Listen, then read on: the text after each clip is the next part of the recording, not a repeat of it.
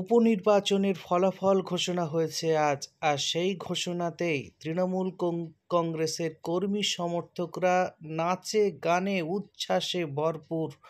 আপনারা দেখতে পাচ্ছেন সেই ছবি।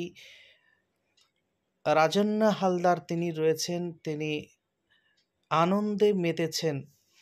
বাগদাতে প্রথম তৃণমূল কংগ্রেস প্রায় ৩৩,০০০ ভোটে জয়লাভ করেছে, যেখানে বিজেপি আজ পরাজিত হয়েছেন।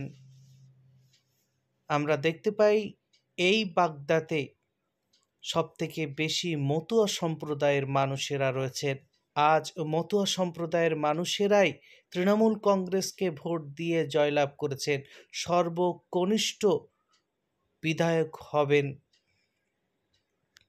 তিনি। আপনারা দেখতে পাচ্ছেন সেই ছবি। রাজন্না হালদার উচ্ছ্বাসে মেতেছেন, তার সাথে বহু তৃণমূল কংগ্রেসের কর্মী সমর্থকরা আজ তারা এভাবেই আনন্দে মেতেছেন।